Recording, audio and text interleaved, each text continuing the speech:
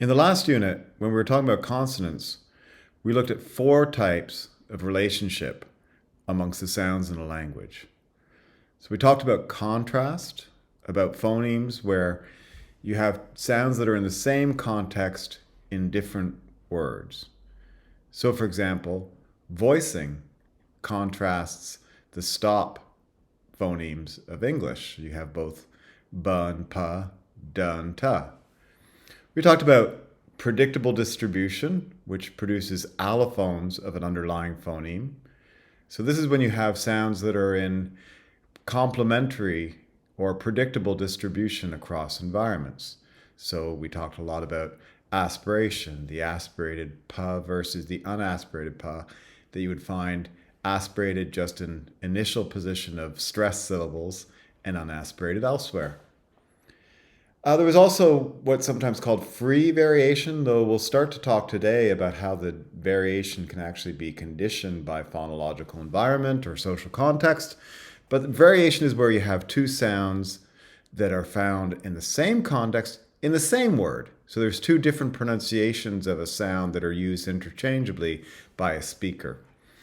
And then finally, there is the concept of contrast neutralization. That is where you have two sounds that contrast, that are phonemes, but they're merged into a single sound in some other environment. And one example that we talked about for that was that the contrast between voiced and voiceless ta versus da, is neutralized intervocalically in the flapping environment. One important thing to remember here is that sounds can be in more than one of these categories in a single language or in a variety.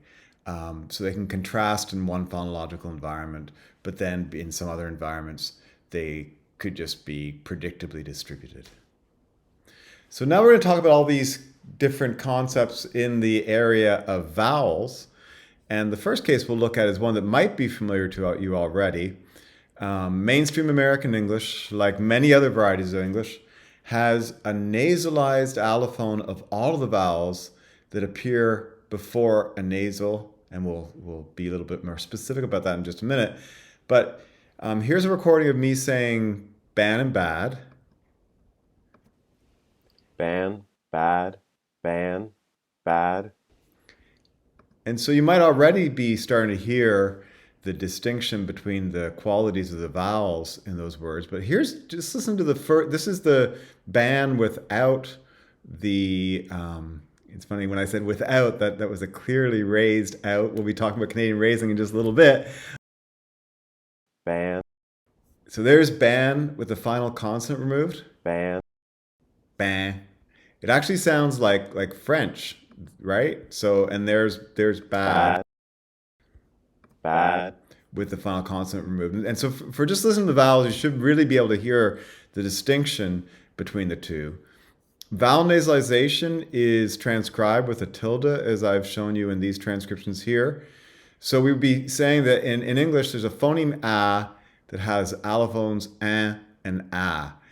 And there are other languages, of course, where these two sounds would be in contrast, where you'd find words that are different just because of the nasalization. And French is an example of a language like that, where you'd have a word like bain, which is pronounced with a nasalized vowel that would contrast with like ba or ba. So the generalization here is that vowels are nasalized when a consonant follows, but we have to be a little bit more specific. We have to say that the consonant has to follow in the same syllable. So listen to this.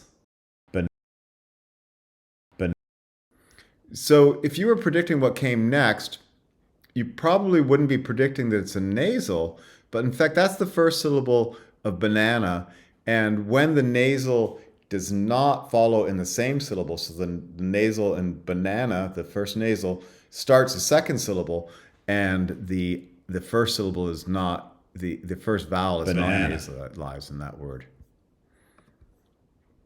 Okay, so now we're on to Canadian raising. This is another quite well-known case of vowel allophony. Canadian English, and to some degree other varieties spoken all over North America, has raising of the I and the ow diphthongs before voiceless consonants. So the first part of the diphthong starts out higher in the mouth and more centralized as well. So it comes out something more like the instead of starting it as an ah, it comes out as a at the beginning. So because I've been living in the United States for a while, I wasn't too confident that I would have nicely raised vowels. So I got you some recordings from Canadians who stayed in Canada. Here's a man from Hamilton, Ontario, born in 1959, saying to bow and about. To bow, about. And there you should really be able to clearly hear the raised vowel in the second one, the one before the voiceless t. To bow, about. To bow, about. Right. So that second one was a woman from Sault Ste. Marie and born in '64. And again, you should be able to hear the raised diphthong in the second one. The same raising applies with ride versus right. It's probably less clear in these ones because a lot more people from the United States also do it. So you might not be aware of this distinction. Ride, right. Ride, right. Ride, right. But you may well hear the difference between the two vowels, one before the voice consonant and one before the voiceless consonant. Sometimes when Americans make fun of Canadians, they say a boot, but that's just because there is no vowel that's exactly like the raised vowel in about in Canadian English, and so the way they mock people is by saying a boot. So here we have two allophones of I, the lower and the raised one, and same with ow. And the generalization then is that the diphthongs are raised before voiceless consonants. As I mentioned, raising does sometimes occur outside of Canada. In a famous study published in 1963, Bilibov showed that raised or centralized diphthongs were characteristic of the speech of residents of Martha's Vineyard, a place not so far away from here. He has in a speech he gave in 2009, he played some recordings by one of the participants in his study, Donald Poole. You'll be listening to the whole speech that he gives. It's really fascinating. But here is Donald Poole, and pay special attention to pride and life here. It's the satisfaction of feeling that you have accomplished something over and above the bare necessities of life. You take a pride in doing the best that you can according to your ability. Now we'll hear what Bill Labov has to say about the centralization in Donald Poole's speech. The particular sound change that I was focusing on is exemplified in Donald Poole's "I take a pride in doing that." That is, pride in place of pride. We refer to it as centralization because at the beginning of the diphthong I, the tongue moves closer to the center of the mouth. To track this variation across many social dimensions, I created a 4-point scale of centralization: right, right, right, right. Now, no, no, no. Using both acoustic and auditory measurement, I was able to establish a mean centralization value of the vowels for I and ow for each individual. So the progress of the sound change on the island seemed variable in the extreme, correlated not only with age, but also by gender, occupation, neighborhood, and ethnicity.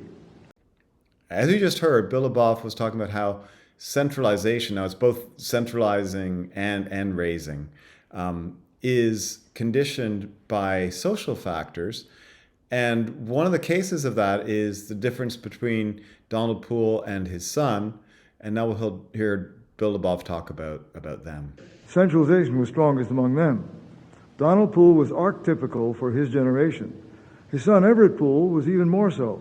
He'd returned from college to set up a business selling fish on the Menemsha docks, and his centralization values were the most extreme.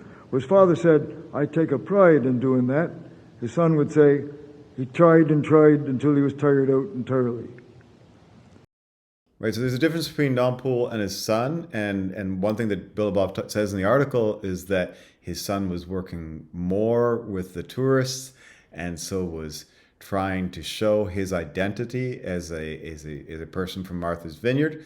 And in this table here, you can see that Leboeuf classified different participants in his study in terms of their attitude towards the island. So he'd used a questionnaire to categorize them according to this dimension of attitude towards the island.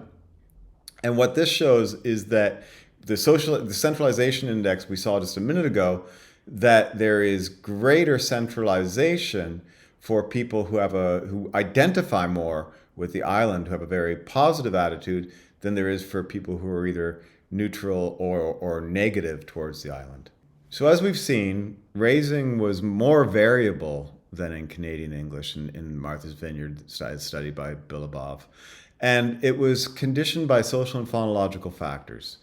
Interestingly, the raised or centralized vowels were found more often in the environment of a final voiceless consonant. So this is a table from Leboeuf's study where it's showing different words and the number of occurrences of the different kinds of raising. And you see that these are the more raised vowels over on this side.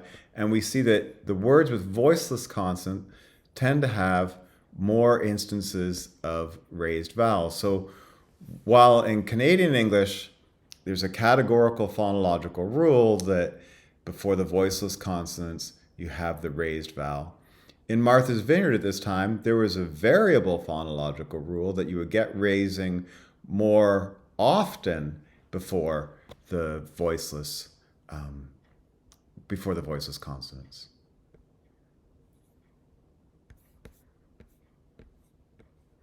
There's actually a more recent study that finds that centralization appears it's variable still. It seems to only remain in the pre-voiceless consonant context rather, and it doesn't seem to be socially conditioned any longer.